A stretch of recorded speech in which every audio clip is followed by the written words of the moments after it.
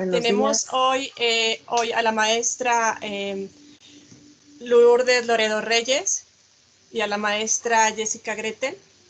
Nos van a acompañar en esta plática sobre sustentabilidad. Y doy la bienvenida a la maestra Jessica, que nos va a acompañar hoy. Ella es maestra de la Facultad de Ingeniería, tiene su maestría en Ciencias Ambientales, ha sido asesora en distintos trabajos sobre lepidópteros, vegetación y otros tantos más sobre sustentabilidad. También tiene una consultoría donde trabaja de manera cooperativa y en administración ambiental, cuyo nombre es COCOA SADCB, y también tiene una participación en el Jardín Polinizador Las Moras de María Sivilla. La maestra también trabaja y participa de manera colaborativa en la Facultad de Ingeniería como líder en su proyecto BIOS de la misma Universidad Autónoma de San Luis Potosí. Maestra Jessica, muchas gracias por acompañarnos. Bienvenida. Gracias, Adri. Gracias, Lulú. Les voy a pedir el control, por favor. Se los estoy solicitando ahora.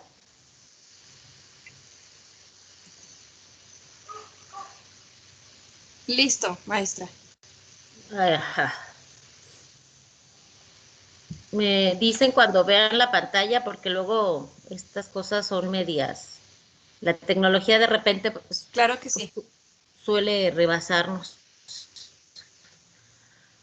Aquí vamos a aprovechar todos los conocimientos de la maestra que tiene y experiencia que tiene ya en ciencias ambientales. Adelante, maestra. Gracias. Sí se ve ya, ¿verdad?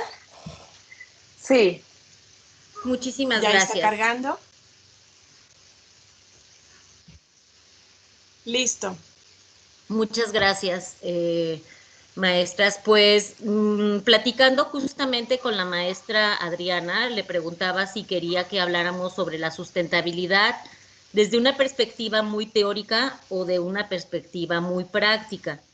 Cuando hablamos de sustentabilidad, el gran problema es que muchas veces se queda en el texto o se queda en la idea aquí que se puede hacer, pero yo tengo un grupo, bueno, tengo de mis grupos de ingeniería ambiental, lo que siempre les comento es que la sustentabilidad hay que hacerla y siempre les digo que se atrevan a hacer algo, aunque sea muy pequeño, pero la suma de lo pequeño pues va, literalmente va sumando, ¿no? Entonces, cuando nosotros empezamos a dejar la teoría para poderla poner en práctica es cuando vamos a poder ver o cuando vamos a poder ver estos pequeños pasos que se dan de la sustentabilidad. Entonces, quiero empezar pues por la definición que seguramente con sus maestras los han estado viendo y han estado viendo si el problema es de sustentabilidad o de sostenibilidad, y no me voy a meter con eso, porque prefiero meterme con la parte práctica. Entonces, la sustentabilidad en sus inicios, pues ustedes recordarán que nace en 1984 y es un concepto y es un adjetivo. Y lo que les subrayo en ese texto es básicamente es es el aprovechamiento sistematizado de los recursos naturales a largo plazo, cuya premisa más relevante es que la satisfacción de las necesidades presentes no comprometa la satisfacción de las necesidades de las generaciones futuras. Entonces, la sustentabilidad es, si yo pude tener ciertas cosas, me quiero asegurar que mis hijos y mis nietos también la tengan. Si yo puedo ver una salida del sol hermosa, una puesta del sol hermosa con aves volando y limpio, pues yo me quiero asegurar que mis hijos tengan esa misma probabilidad y que mis nietos tengan esa probabilidad. Entonces, a eso nos hablamos de largo plazo. Y bueno, hablar de hijos y nietos son menos de 100 años. Y largo plazo es mucho más que eso, pero justamente esta es la parte teórica, ¿no? Así, más allá, más allá. Bueno, pero yo qué estoy haciendo hoy para mi sustentabilidad hoy. Entonces, justamente les voy a hablar del proyecto del Jardín de Polinizadores, porque Bueno, ahorita vamos a ver qué es el jardín de polinizadores y algo que hemos estado haciendo nosotros. O sea, si no lo hacemos, la teoría de la sustentabilidad queda ahí, en teoría. Entonces hay que hacerlo, ¿no? Pues resulta que los jardines de polinizadores nos prestan servicios ecosistémicos, o también ahorita vamos a ver qué es esto. Y pues el año pasado les voy a platicar, aquí está la primer vista de los primeros trabajos que se hicieron en el jardín. Así empezamos con una nadita de más o menos 30 metros cuadrados. Ya ahorita actualmente mide 100 metros cuadrados. Bueno, entonces por eso les puse aquí el inicio, ¿no? Y no se pierdan que estamos hablando de sustentabilidad, pero hay que hacer las cosas. Entonces, bueno, primero teníamos el espacio y teníamos agua, que es un factor limitante y es un aspecto muy importante que hay que considerar. Bueno, yo quiero tener un jardín, pero pues si no tengo el jardín o no tengo el espacio, pues está un poco complicado. Sin embargo, quiero que vean la pared que está del lado izquierdo en la diapositiva. Y así empezamos poniendo macetas totalmente reutilizables que fuimos consiguiendo de peltre. La verdad es que actualmente luce muy bonita esta pared porque pues todas las plantas ya crecieron. Entonces, bueno, si no tuviéramos mucho espacio, yo creo que me hubiera conformado con la pared. Sin embargo, lo pudimos extender. Entonces tenemos agua de manera constante. Y el 2020, el tiempo de la pandemia y cuando todo el mundo está bien, estuvo muy, bueno, seguimos en pandemia, pero que estuvimos encerrados, pues teníamos mucho tiempo, ¿no? Entonces, de manera particular, con mi familia, con mis hijos, nos gusta saber que lo que comemos de dónde viene, preguntamos si es producción limpia, no le vamos a llamar orgánica por otros aspectos de certificaciones que son muy caras, pero simplemente si son producciones limpias. Ay, ahí me faltó una E. Me gustan las plantas ornamentales, me gustan las flores, o sea, a qué señora o a qué mujer no nos gustan. También me gustan los insectos y los artrópodos.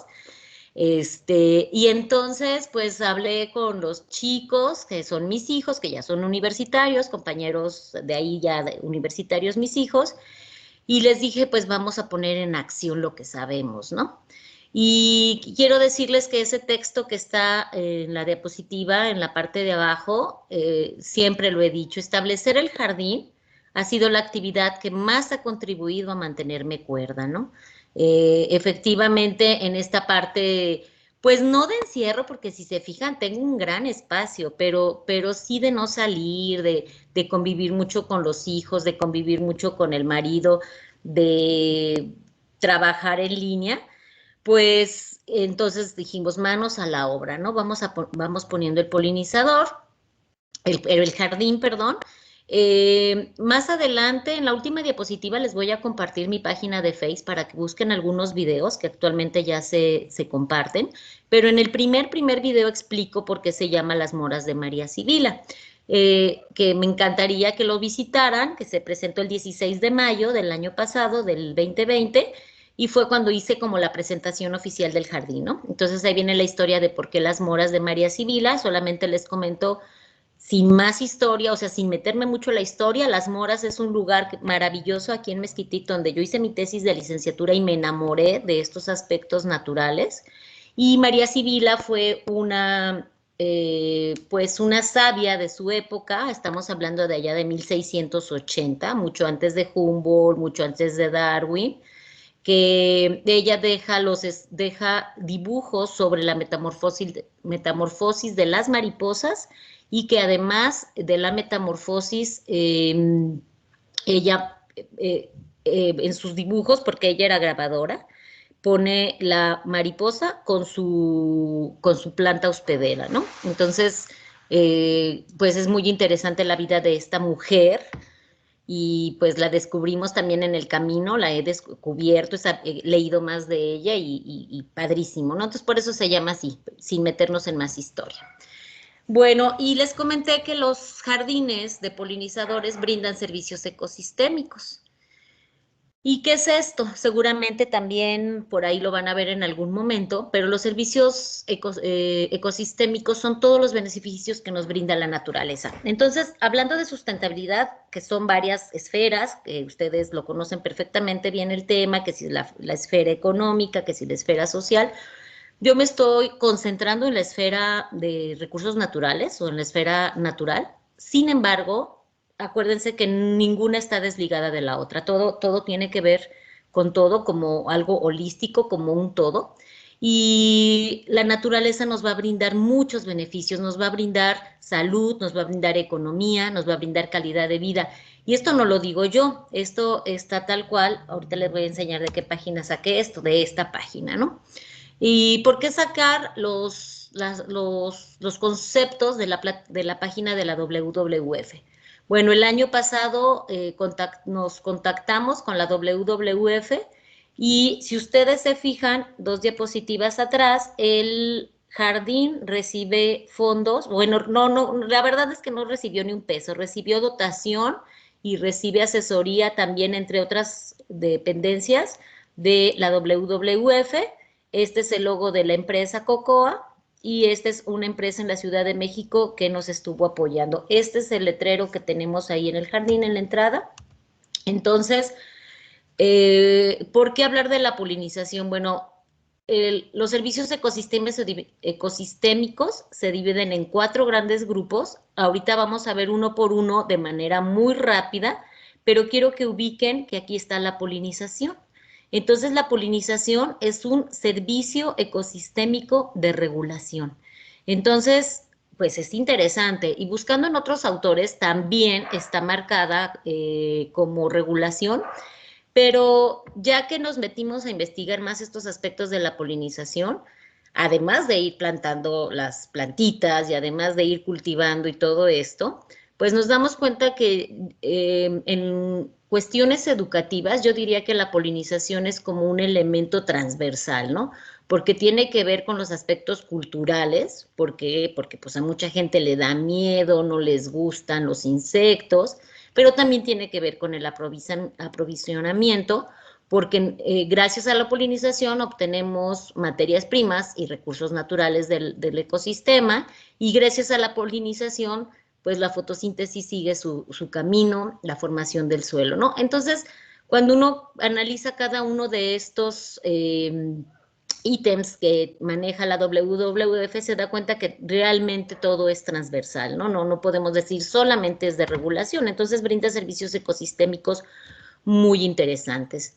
Los servicios ecosistémicos culturales son aquellos, quiero hacer la aclaración y por eso es muy importante hacerla, que el 90% de las fotografías las saqué en el jardín, ya son del jardín tal cual, para que vean y aprecien, bueno, que aparte me gusta la fotografía, pero que vean las maravillas que podemos encontrar en un espacio de 100 metros cuadrados, ¿no? Que se nos oye muy poquito, pero sin embargo, lo que podemos aprender es muy grande.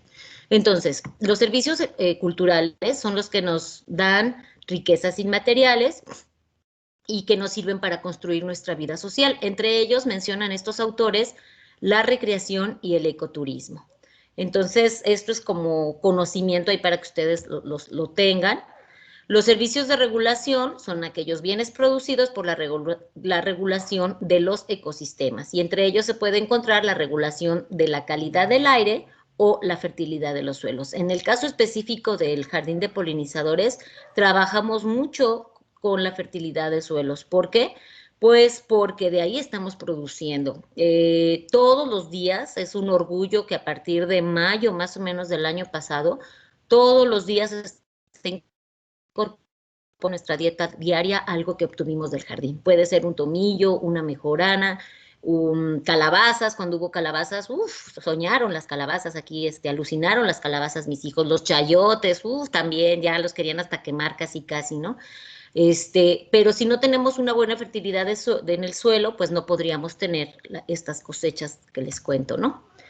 Y también están los servicios de aprovisionamiento. Estos son los productos consumibles. Entre los más importantes están el agua y los alimentos. Y yo les acabo de mencionar hace ratito, hace un momentito, que de ahí también comemos, ¿no? Menta, hierbabuena y un montón de productos que ya los tenemos en el jardín, ¿no? Finalmente, los servicios de sostenimiento son los bienes necesarios para que los otros servicios sigan existiendo, entre ellos el ciclo de nutrientes, la formación de suelos, y los servicios ecosistémicos sostienen toda la vida. Por ahí, el semestre pasado, una alumna hizo un trabajo sobre un jardín de polinizadores y bueno, presentó su jardín, un jardín mucho más modesto, mucho menos espacio, más o menos 7 metros cuadrados. En 7 metros cuadrados esta chica encontró cosas bien interesantes y encontró que a la gente le gusta, además, ¿a quién no le gusta sentarse y ver un jardín bonito, no? Que puede ser un jardín de plantas ornamentales, pero pues también puede ser para sostenerse, ¿no? Para comer de él. Entonces, le preguntaron, que, pues, literalmente, ¿no? A la hora que hizo su presentación de su trabajo, que para qué perdía el tiempo, que eso ya estaba perdido.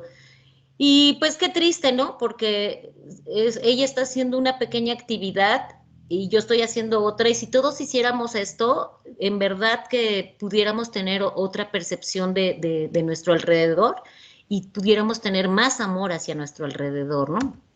Entonces, pues ya hablando de la polinización, porque pues dijimos que es esta parte importante de los servicios ecosistémicos, pues la polinización no es otra cosa más que cuando llega un insectito y llega a una planta, puede llegar a esta planta porque comió de ella o puede llegar a esta planta porque necesita tomar néctar de ella. No solamente llega por el polen, pero sí llega por alguna razón, porque le gustó el color, porque va a tomar néctar, etcétera. Entonces, con sus patitas toma el polen que vive en estas anteras. El polen se le queda literalmente pegado en las patitas, aquí lo lleva, va volando y entonces permite que el estigma entre el polen. El polen, si se fijan, está aquí. Esta es una flor muy tradicional, ¿no? Pero hay cientos de tipos de flores. Entonces, si el polen no entra por aquí, que es la parte femenina de la flor, la polinización no se da y no alcanzaríamos a tener frutos. De hecho, se calcula que entre el 70 y el 85% de todo lo que comemos, jitomates, tomates, pimientos, todo lo que comemos todos los días, si no hubo una buena polinización, ese producto no se da o ese producto queda deteriorado, no se ve bonito. Entonces, esa es la importancia de la polinización. La polinización se puede realizar de forma abiótica. Aquí les pongo una foto, esta la tomé en el Realito, en Guanajuato, en donde vemos cómo las semillas y la naturaleza dota a las plantas de estructuras, en este caso estos pelitos de la semilla, en donde por el viento o por el agua esta semilla se va, no necesita un insecto, necesita agua o necesita viento. Entonces, sí, el 75% son muy importantes para la polinización, pero hay más maneras de hacer polinización, ¿no? Hay por el viento, hay por el agua, y en la parte de los animales, pues van a ser los vectores del transporte, como en la diapositiva que les enseñé.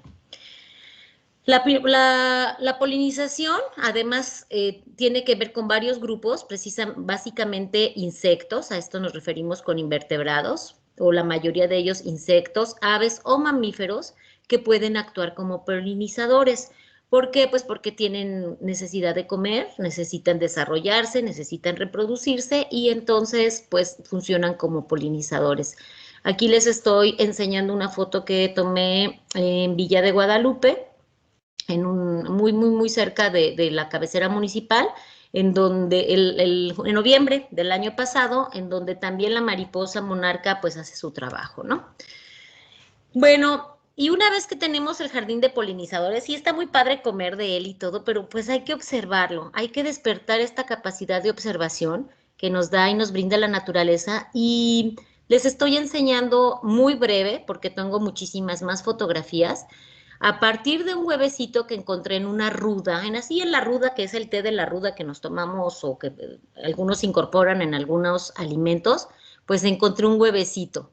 Y entonces nació, vean el tamaño de la hoja y vean el tamaño de esta oruga. Está un poquito difusa porque la cámara así pues batallé para tomar esta fotografía. Y luego vean aquí ya creció, ya es casi del tamaño de la hoja, la oruguita. Y efectivamente muchas orugas son polinizadoras, o más bien muchas mariposas son polinizadoras, pero también hay que considerar que en esta fase larval las mariposas pues son muy agresivas para la planta, ¿no? La verdad es que yo no sentí feo por mi ruda, no sentí nada feo, porque dije, bueno, hay ruda para todos. Mientras no me dejen sin ruda, ándale, cómele pequeña, ¿no? Esta es la misma oruga, ya creció más. Y fíjense que como en este estado, ya en el estado previo a la mariposa, cambian totalmente de forma, ¿no? Y pues, y si se fijan, es la misma planta, es la ruda, está ahí en la esquina del jardín, ahí vive. Entonces nada más hay que sentarse y observar. Ya al final era una oruga hermosa, color verde limón, vean qué hermosura de oruga. Pues nos dimos a la tarea de ponerle una especie de trampita, solo para que no se fuera la oruga tan lejos y poder ver qué especie era. Pudimos seguir el ciclo completo el año pasado y pues nació esta hermosa mariposa, ¿no? Y así como esa, hemos encontrado o hemos podido seguir el ciclo de al menos 4 especies diferentes, ¿no? Una de ellas es esta, la Papilio polixenes. También tenemos ya muy bien identificado a la oruga y el ciclo de la Dione moneta, de la Dione juno, que en algún momento, el año pasado, nacieron en un solo día cerca de 70 mariposas de estas.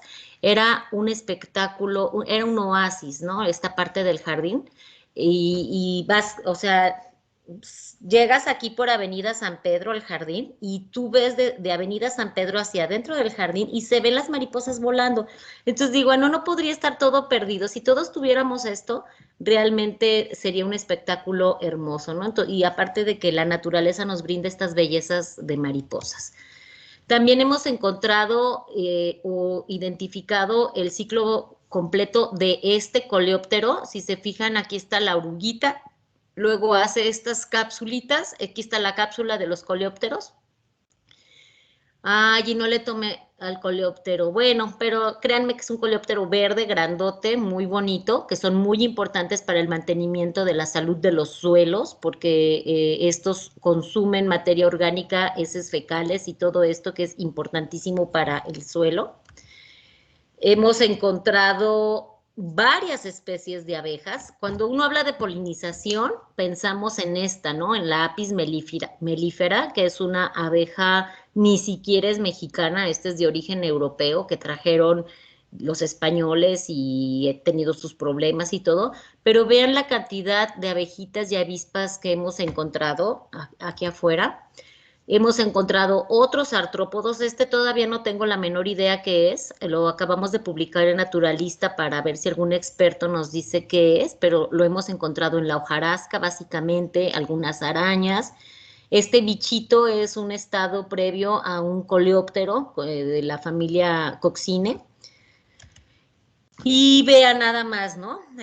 Salir todos los días y encontrarse estas maravillas. Todos los días nos visitan colibrís. Este fue un censontle que si se fijan está como chuequito.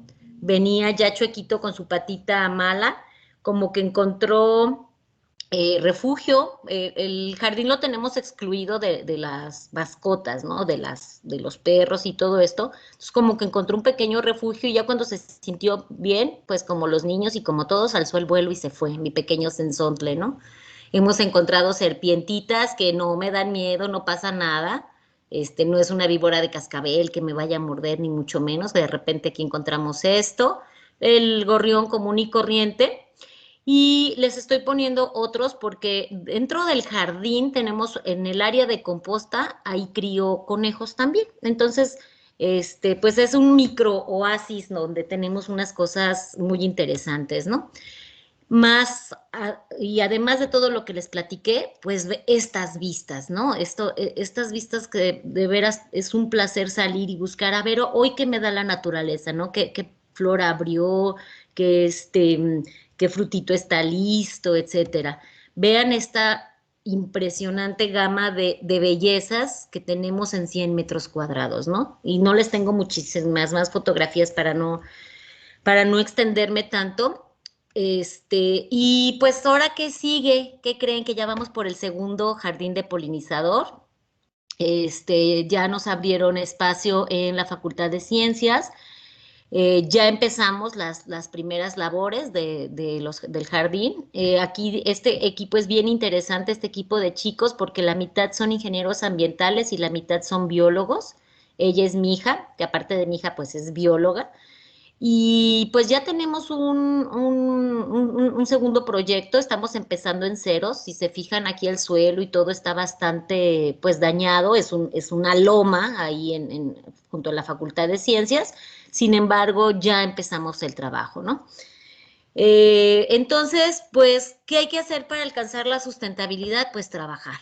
Trabajar. Yo siempre, siempre, siempre les digo a mis alumnos, tenemos dos manitas que si queremos alcanzar la sustentabilidad hay que usarlas. La parte teórica es bien interesante y la parte teórica pudiera darnos la luz para entender muchas cosas o entender muchos aspectos a nivel internacional, o sea, lo que ustedes quieran, pero en términos reales hay que ponernos a hacer. En el proyecto que tenemos aquí, que son las oficinas de Cocoa, también aquí, pues es básicamente, que aparte del jardín, ¿qué tenemos o qué hacemos en Cocoa?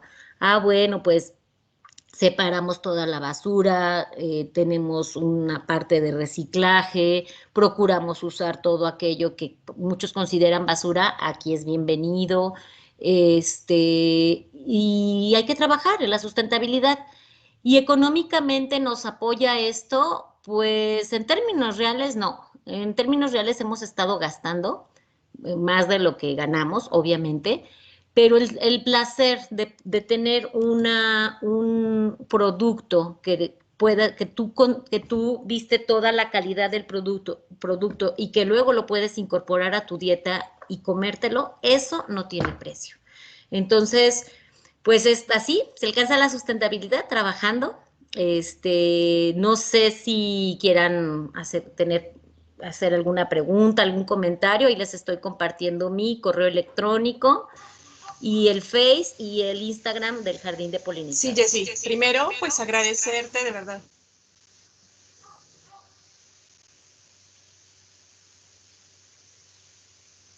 Creo que me salgo para podernos tener aquí. Listo. Ya, listo. Jessy, bueno, yo me ha tocado estar contigo en algunos de tus presentaciones cuando iniciaste lo del jardín polinizador, que seguí la transmisión y cuando estuvimos trabajando juntas ahí en el proyecto de divulgación. Y la verdad, como te lo he dicho en varias ocasiones y siempre que tengo la oportunidad, mi admiración para todo el trabajo que realizas. Pues he estado también bien consciente de todo esto que haces tú sobre la concientización del reciclaje, todo lo que de verdad, o sea, es algo pues que tienes ese compromiso, ¿no? Y que tus palabras son muy fieles con tus acciones, ¿sí? Tienes esa congruencia y eso habla muy bien de todo el trabajo que realizas y siempre te digo, siempre que tengo oportunidad de decírtelo, que te admiro, ¿no? Por todo eso. Y te agradezco mucho que nos puedas compartir un poco de lo que haces.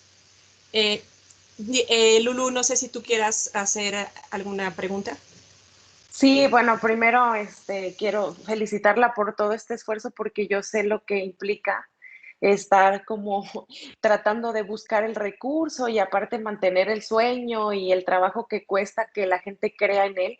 Entonces, creo que este es un gran ejemplo para nosotros como maestros, porque esta plática la van a ver tanto maestros como alumnos, el que nos pueda hacer aportar pues esta motivación para iniciar con actos pequeños que puedan ir impactando de manera importante en la vida de todos, ¿no? Yo lo que quisiera preguntarle es lo que usted recomendaría para tanto a nosotras como a nuestros alumnos, ¿qué actividades tenemos que dejar de hacer el día de hoy para poder contribuir con este crecimiento de la naturaleza en un ambiente más estable, más cordial, que podamos ser más afines al querer cuidar nuestro medio ambiente, nuestro contexto? ¿Qué tenemos que dejar de hacer el día de hoy, maestra? Híjole, yo te diría que lo que debes dejar de hacer un día primero es dejar el celular a un lado y observar. Así. Lamentablemente, como seres humanos hemos perdido esta capacidad de observación y es interesante que vas a donde vayas y todo el mundo está pegado al celular y ya la gente no voltea a verse a la cara siquiera y es bien desesperante, ¿no? Entonces, en casa, aquí en casa con mis hijos adultos, tienen prohibido el celular y lo van a tener prohibido siempre a la hora de la comida, porque hay que platicar, hay que voltear a ver, o sea, dejar de ver aquí para voltear y decir, híjole, estoy con gente, y si volteas tantito más arriba, ves el cielo y ves el sol y ves la luna y dices, wow, y yo me estoy perdiendo aquí, ¿no? Entonces, ¿qué deberíamos dejar de hacer? Pues promover a lo mejor, no sé, un día sin celular, ¿no? Y que escribir así con lápiz tus experiencias de un día sin celular. Entonces, creo que de repente nos deshumanizamos. Entonces, ¿qué tenemos que dejar de hacer? Pues dejar de consumir por consumir, dejar de comprar por comprar. La verdad, yo de repente sí veo, mis hijos han de decir, ay, mi mamá está bien loca, o sea, ¿por qué no me compra algo nuevo? Ojo, sí les compro, no tanto, pero pues no lo necesitan, o sea, en serio no se necesita, ¿no? Entonces creo que esta parte, decía un profesor cuando yo era estudiante hace chorrocientos mil años, ¿no? Tan lejos de Dios y tan cerca de los Estados Unidos, porque ellos son muy consumistas y queremos ser iguales, cuando nosotros como mexicanos no tenemos por qué ser consumistas como gringos, ¿no? O sea, tenemos que ser mexicanos y consumir como mexicanos. Y si el mexicano sabe hacer el mole y sabe hacer una salsa con productos del huerto, pues sal y hazlo, hice un buen mexicano, ¿no? Entonces, pues reciclar con peltre, si no quieren sus cazuelas de peltre, yo se las recibo. O sea, para muchos, ay, no, las quiero tirar. No, no, no, aquí todo esto es bien recibido. En verdad, les podría enseñar, pasar otra media hora enseñando fotografías, porque todos los días salgo y saco fotos de algo nuevo. Y si no está nuevo, también lo saco fotos, ¿no? Entonces, plasmar y observar, han venido niños, el comercial, el jardín lo tengo abierto al público, justamente como pertenece a la red de jardines de la WWF, ya contamos con nuestra bitácora, nuestro recorrido, nos hablan por teléfono y vienen y ya lo pueden visitar. Digo, lo visitan en media hora, digo, no es que esté tan grande, pero es suficiente a veces como para entender esta relación que tenemos con los vegetales, con algunos animales, con las mariposas, ¿no? Con los coleópteros. No les tengan miedo a los insectos. Y N niños, por ahí cuando los miedos se los enseñamos a los niños, ustedes recuerden eso. Claro. Los miedos se los son enseñados. Entonces, ¿por qué tienen que tenerle miedo? Entonces, yo creo que esta parte es muy importante. ¿Qué tenemos que hacer? Voltear a ver que tenemos compañeros humanos y que tenemos un sol maravilloso, que las puestas de sol en San Luis son las mejores puestas de sol que he visto en toda mi vida, y que tenemos un ambiente, si bien vivimos en un ambiente seco, que eso no lo podemos evitar y es parte de vivir aquí en San Luis, nuestro clima semiseco, también tenemos estos pequeños oasis, ¿no? Que nos pueden dar mucho bienestar a la vista y mucho bienestar al organismo. Otra pregunta, maestra. Yo, por ejemplo, veo que usted tiene como sus rutinas muy bien organizadas, precisamente pues porque de esto depende mucho parte de su estudio y de su forma de vida. Para nosotros que somos un poquito más alejados de estas rutinas, ¿cuál podría ser una rutina sencilla con la que pudiéramos empezar todos para aportar a tener estos espacios de polinización y empezar a familiarizarnos con un insecto que no te dé miedo, que no quieras sacar el raíz luego que ya lo viste, porque es importante, ¿no? Es una rutina que para nosotros puede ser común, pero no estamos pensando en el impacto que puede tener en toda esta cadena de buenas consecuencias y de lo que nos ofrece la naturaleza. Parte que le comento que ahorita verlo de esta manera a mí me impacta todas las imágenes porque digo, oye, no voy, o sea, no quiero matar otra vez un animal sin saber todo el impacto que puedo generar de manera negativa, ¿no? Entonces, ¿con qué pequeña rutina pudiéramos comenzar todos nosotros que no estamos tan familiarizados para empezar a hacer ese pequeñito cambio?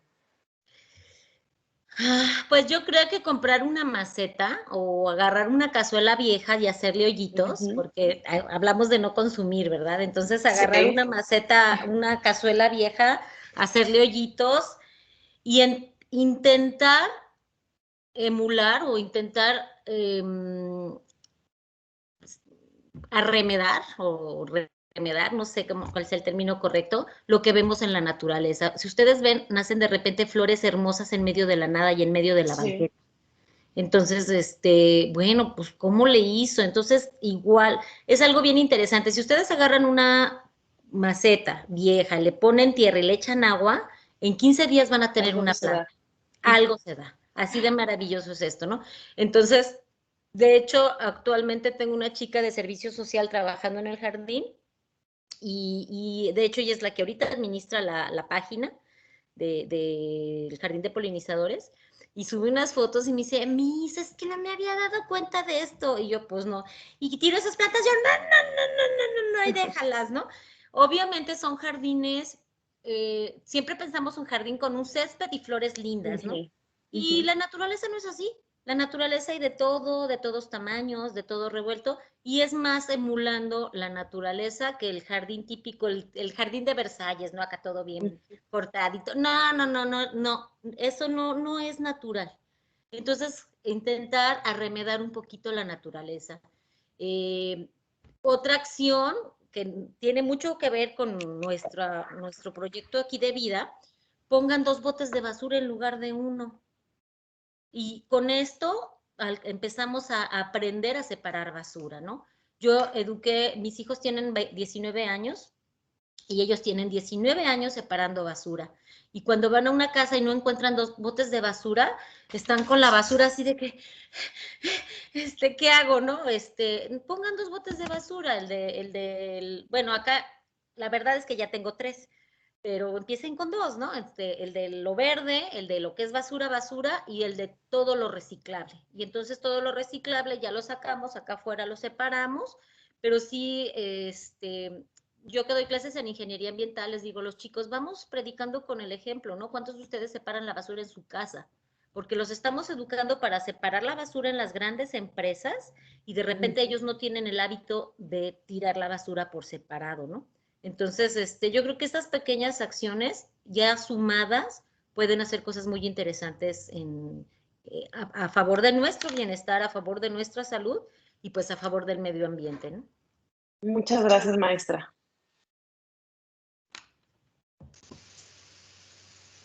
No sé si quieres agregar algo. No, pues nada más agradecerle nuevamente a la maestra Jessie por habernos acompañado y darnos estos consejos tan prácticos y empezar a hacer esta conciencia, ¿no? En todos nosotros, que de pronto como dicen, ¿no?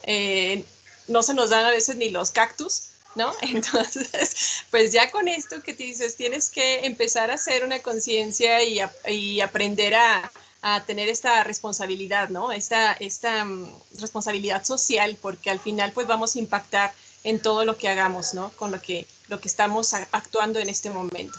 Gracias Jessie, por tu tiempo y por estos consejos que nos das. No, de nada, Adri. Ahora sí ya pudiste ver un poquito más de lo que hacemos aquí. Sí. Muchas gracias, maestra.